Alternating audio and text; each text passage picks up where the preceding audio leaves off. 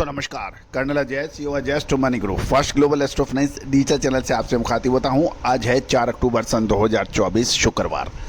दोस्तों खाद्य तेलों के बारे में अपडेट देने वाला देश का अग्रणी चैनल जो आपको अग्रिम विश्लेषण देता है कि कहां से तेजी आने की संभावना है और कहां मंदी आने की संभावना है।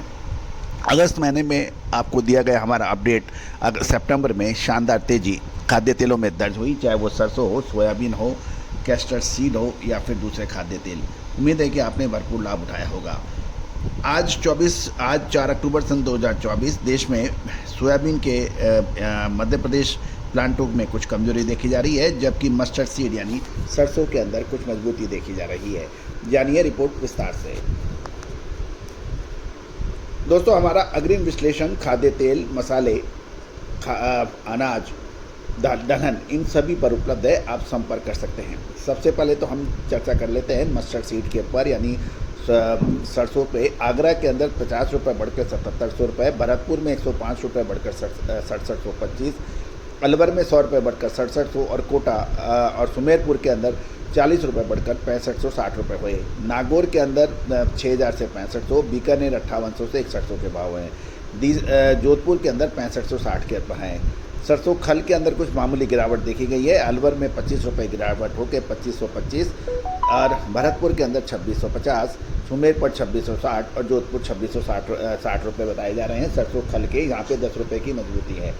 अब हम चर्चा कर लेते हैं कि आपको सोयाबीन के मध्य प्रदेश के प्लांटों के भाव में कुछ मामूली कमजोरी देखी गई है। इंदौर में रुचि सोया 4580 रुपये के भाव हैं, यहाँ 145 रुपये घट गए हैं।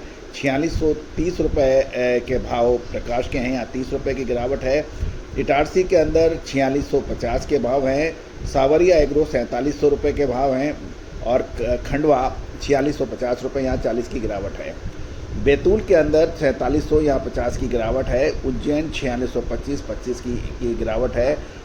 मंडीदीप सोनेक 4625 है। देवास 4640 है। दोस्तों VPPI इंडस्ट्री 4650 70 की गिरावट है। नीमच के अंदर भाव धानु का 4725 55 की गिरावट। MS 4600 रुपये 125 की गिरावट। मंदसौर के अंदर अमृत 4720 80 की गिरावट और MS 4625 75 रुपये की गिरावट के भाव बताए जा रहे हैं। कुल मिलाकर खाद्य तेलों के अंदर, सरसों के अंदर तेजी लगातार देखी जा रही है।